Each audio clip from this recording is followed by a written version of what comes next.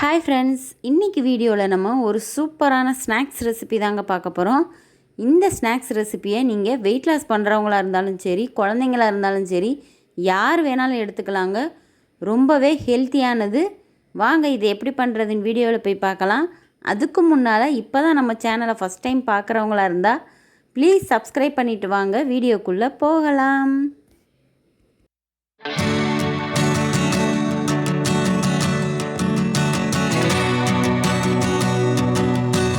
இன்றைக்கி நம்ம மக்கானாவை வச்சு தாங்க ஒரு சாட் ஐட்டம் பார்க்க போகிறோம்.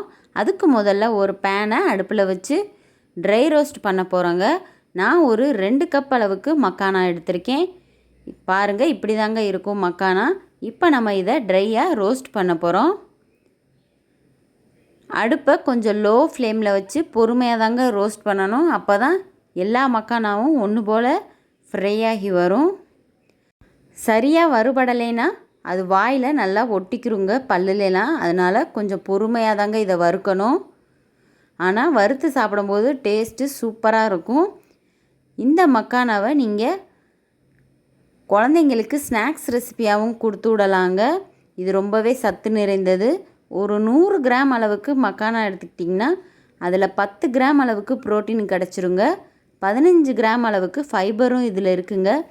அதனால் மலச்சிக்கல் பிரச்சனை இருக்கிறவங்களாம் இதை நீங்கள் தாராளமாக எடுத்துக்கலாங்க. குழந்தைங்களுக்கு இந்த டேஸ்ட்டு ரொம்பவே பிடிக்கும். இப்போ பாருங்கள், நல்லா வறுபட்டுருச்சு. இப்போ நம்ம இதை வேறு ஒரு பவுலில் மாற்றிட்டு அதே பேனில் 2 டேபிள் ஸ்பூன் அளவுக்கு பட்டர் விட்டுருக்கேங்க. இது கூடவே நம்ம மசாலா ஐட்டம்லாம் சேர்த்துக்கலாம். மஞ்சத்தூள், மிளகாய்த்தூள், கரம் மசாலா, சாட் மசாலா கொஞ்சம் சேர்த்துக்கிறேங்க. இது எல்லாத்தையும் சேர்த்துட்டு தேவையான அளவுக்கு உப்பு சேர்த்துக்கலாம். இப்போது நம்ம வறுத்து வச்ச மக்கானாவையும் இதோட சேர்த்துக்கலாங்க. அடுப்பை சிம்மில் வச்சுக்கிட்டே நம்ம வறுக்கணும், இல்லைன்னா சட்டுன்னு கருகிரும். இப்போ பாருங்கள், மசாலா எல்லா மக்கானாலையும் படுற அளவுக்கு நல்லா ஒரு முறை கலந்து விட்டுக்கலாம். இந்த மக்கானால் கால்சியம் சத்து அதிகமாகவே இருக்குங்க. அதனால் எலும்புகளுக்கு ரொம்பவே நல்லது. வளர்கிற குழந்தைங்கள்லாம் இந்த மாதிரி சாட் ஐட்டம் சாப்பிட்றதுக்கு ரொம்பவே விரும்புவாங்க. நம்ம வீட்டிலே இதை ரொம்ப ஹெல்த்தியாக செஞ்சு கொடுத்துர்லாங்க. இப்போ பாருங்கள், ஸ்டவ்வை ஆஃப் பண்ணியாச்சு. இது கூடவே கட் பண்ணி வச்ச பல்லாரி வெங்காயம், ஒரு தக்காளி, ஒரு கைப்பிடி அளவு கொத்தமல்லி தழை சேர்த்துருக்கேங்க. இது கூடவே கொஞ்சம் க்ரன்ச்சியாக இருக்கணுங்கிறதுக்காக வறுத்த கடலையே சேர்த்துருக்கேன். இது எல்லாத்தையும் சேர்த்து நீங்கள் ஒரு முறை கலந்து விட்டுருங்க. அவ்வளோதாங்க. இது சாப்பிட்றதுக்கு அவ்வளோ டேஸ்டியாக இருக்கும். வெயிட் லாஸ் பண்ணணும்னு நினைக்கிறவங்களுக்கு இது சூப்பரான ஸ்நாக்ஸ் ரெசிப்பிங்க.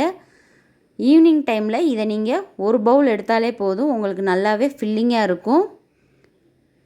இதே மாதிரி ஹெல்த்தி ரெசிபீஸ் பார்க்க நம்ம சேனலை தொடர்ந்து சப்போர்ட் பண்ணுங்கள். இதுவரையும் நம்ம சேனலை சப்ஸ்கிரைப் பண்ணாதவங்க ப்ளீஸ் சப்ஸ்கிரைப் பண்ணிவிட்டு வாங்க. இந்த வீடியோ பிடிச்சிருந்தா நம்ம சேனலை லைக் பண்ணிவிட்டு ஷேர் பண்ணுங்கள். மறக்காமல் சப்ஸ்கிரைப் பண்ணுங்கள். தேங்க்யூ.